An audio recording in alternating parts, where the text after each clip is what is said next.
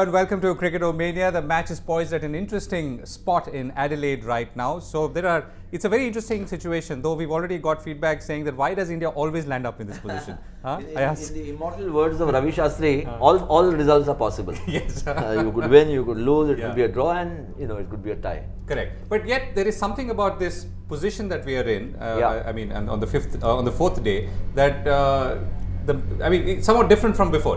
And why is that? I think it's this is what everybody says, classical Test cricket. This is how you should have a result on the last day. Both teams have a fairly good chance of winning. Although I think actually Australia have a bigger chance of winning because there's wear and tear in the pitch, and we didn't do very well in the latter half of our first innings. So I think the advantage is with Australia. Whether they have enough time and overs to bowl India out remains to be seen. And whether India will actually make a push to win the match, I doubt very much, but you never know. And how would you look at the numbers? The 517 Australia. So it's been a high-scoring match. 44 India. Yeah, it's been a batting pitch, but there's been some help for the spinners. Both teams have played 1-1 spinner each.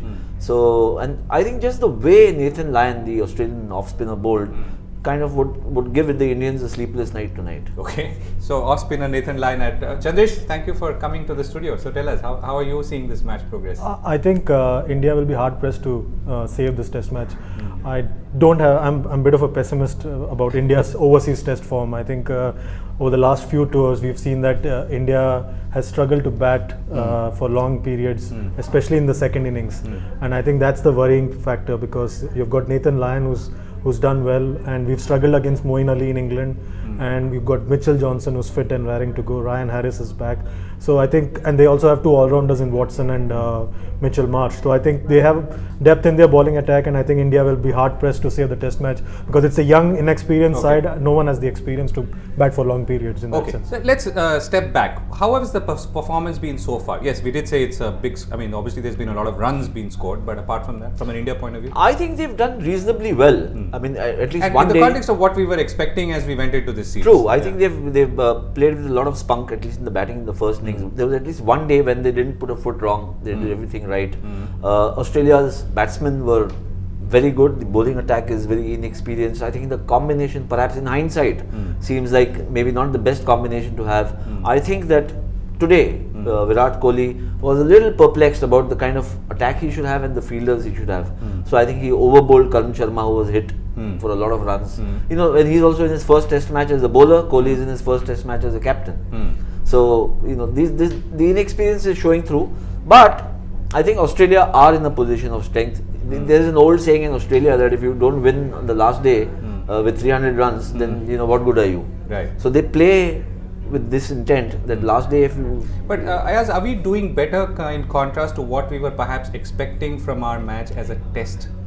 I think it's better compared to what we did in England, certainly. Yeah, exactly. Certainly. In England, it was a disaster barring one match. Yeah. So, if you can hold out... Yeah, the fact that we've held on till so long and therefore, if you can draw the match, drawing the match would actually be a moral victory for India. Correct. So, therefore, what's the larger question that is perhaps being posed here? It's not about just this match. It's about whether has India in some way come back to fighting form, or there is a very evident show of good form by the batsmen, but we must put things in perspective. I think this pitch was made for batting. Okay. So everybody's done well. Batsmen from both sides have done well. I think from India's point of view, the big concern is you lose the first test and it opens up, it just makes you that much more vulnerable.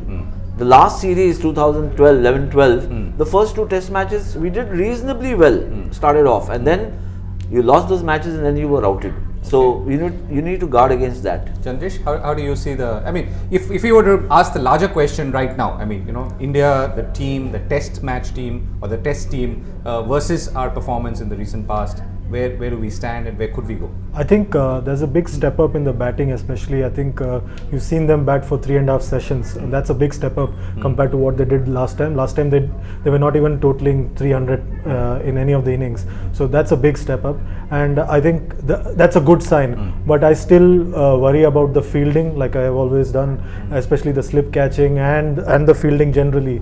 The fielders are drop catches at crucial moments, especially in the first innings, and today as well, with Warner. He got dropped at a very crucial time. So I think that's a worry. With an inexperienced bowling attack, you cannot afford to drop catches, and then you're just playing catch up all the way through.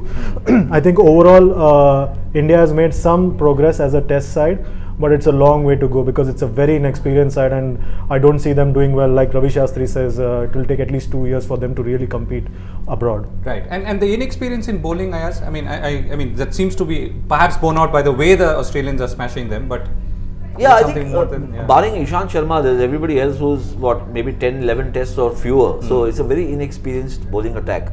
Having said that, I think we must, sometimes we tend to make too much of the inexperience of the Indian team. Okay. But right now, as I see it, all teams in the world are going through this process of restructuring their teams. Even this Australian team is, flush with youngsters.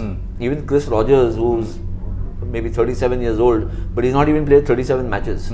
So barring Watson and Clark, of course, Mitchell Johnson, the others are all fairly inexperienced. Even somebody like Ryan Harris hasn't played 50-60 test matches. Okay. So the inexperience factor, I think, needs to be kind of subdued, because that becomes an excuse-making thing for, and I've seen that happen in Indian cricket. So you're saying we take it as a factor that's given rather than as, the Pakistan team is rebuilding. So is the English team, and so on and so forth. So I think the fact that we played so badly overseas in the last 4 years should be the challenge.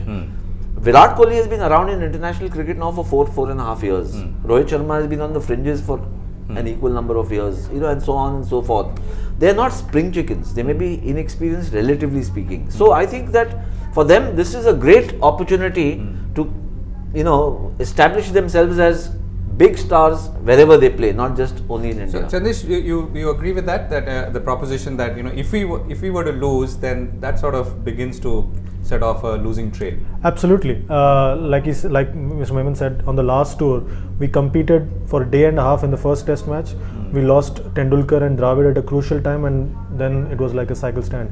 So a similar thing could happen this time as well, because Kohli got out at the wrong time yesterday, and that sort of ensured that Australia didn't have to wait for India to get out at 500 or something of that sort. So I think doing well tomorrow, especially the first session, is very crucial. If they see off the first session, then probably they can look forward to the remaining 3 test matches. India is lucky in the sense that they didn't start off at Brisbane, which would have been unlike an Indian kind of a pitch. So it would have been that much more of a struggle for them to adjust to.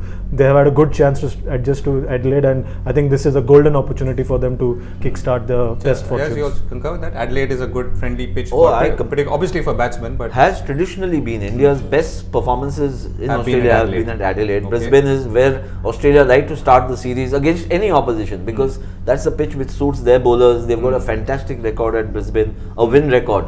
So circumstances compelled rejigging the itinerary. So India have been fortunate to that extent that they've started at Adelaide. It gives them the opportunity to do something where self-belief is built up. Right. Okay, so looking at the last 4 days of plays, what are the surprises or what are the interesting nuggets that you've picked up, Ayaz and then Chandresh? I mean, what's different this time? So I think the big plus is, of course, Virat Kohli coming back into form. Right. He had a miserable tour of England where he couldn't put a foot right. Here he's made 100. It's the second 100 at Adelaide, so he obviously likes this ground and runs down the order. Everybody got runs. Murli Vijay got runs, and Rohit Sharma got runs, and Rahane got runs. So it's a good show. Even Shami Ahmed as a tail-ender came and tonked the ball around. So there was a good show of intent in the batting. I think in the bowling, it's been up and down. Some terrific spells and some really bad spells. I think the big gamble with Karan Sharma, and I don't blame the selectors or the young bowler, but the gamble has failed. He's probably a little nervous. He's a leg spinner. Leg spinners can be expensive, and the Australians have taken heavy toll of his bowling. But the fact that the gamble was taken is a good sign? I think it's a very good sign. Right. I think it's a good sign because leg spinners, if they settle into some kind of rhythm and they become part of the team, their confidence is boosted, then they are more likely to win you matches than any other spinner. Okay, Chandresh, nuggets, insights from this I play think so far? I think the performance of Murli Vijay and Cheteshwar Pujara, I think they've been doing well for some time as number 1 and 3, and that's a very good sign because since the departure of Sehwag and Dravid, India was really lacking in that area, and someone at the top of the order batting well against Australia is a very good sign. I think those two plus Ajinkya Rahane doing well like it did in England bodes well for India's test team. I agree with Mr. Memon that Karan Sharma is a good addition. I think Ravi Shastri would have had a big role to play in that because he's a big fan of leg spinners. And we were discussing in the recent past too that this is the first time that the big names are not going back into the Australian countryside, so to speak. Yeah. Yeah, it's an interesting point he's brought up, Chandresh, about Ravi Shastri being fond of leg spinners. So his one test match as captain, which he won, beating the West Indies, was because of Narendra Hirwani, who was also playing his first test match. Okay. So he has this faith in the leg spinners as a wicket-taking bowler. I think Ravi's the calculations would have been on the formula that you have 4 bowlers, all 4 are attacking bowlers, wicket-taking bowlers. There's no stock bowler where you just bowl a guy to keep the runs down. That's the way he likes to play. Even for Bombay, he was that. Though he himself could be a stock bowler, but it's not turned out. It's not turned out like that. So, but at this point, what would you think they should do? Should they pull him back or? I think it would be unfair to pull him back. On the other hand, if we lose a test match, then they might say, it might become difficult to retain him. Okay. What about you, Chandresh? I think it's a good sign that they have picked Karan Sharma, but it raises a bigger question about the presence of Jadeja and Ashwin in the test squad. If they are not your first choice spinners and a wrist spinner who's playing his first test match plays ahead of them, it raises a bigger question about their presence in the squad and whether the selectors don't have enough confidence about them doing well abroad. Ashwin has not played as much abroad as Jadeja has in the last 1 year. So I think if they would do well to persist with Karan Sharma, because the pitches are going to get better and better for him to extract bounce from those pitches. Okay. I may not necessarily agree with that, because you can't play 3 spinners in the team. So ultimately in your squad, you will have some guys who sit on the bench. And if he is Ashwin or Jadeja is not the frontline spinner, you are not playing in India where you might even play 3 spinners.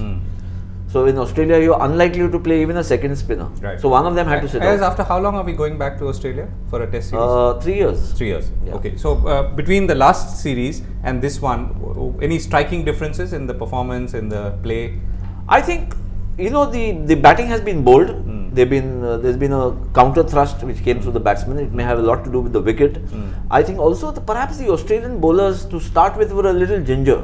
Even Virat Kohli got hit first ball on the head, and everybody was so concerned following the Phil Hughes tragedy. Yeah. So, but in the course of the 4 days, we've seen the Aussies transform themselves into snarling ogres again as they play their cricket, and I think that adds to the drama of cricket.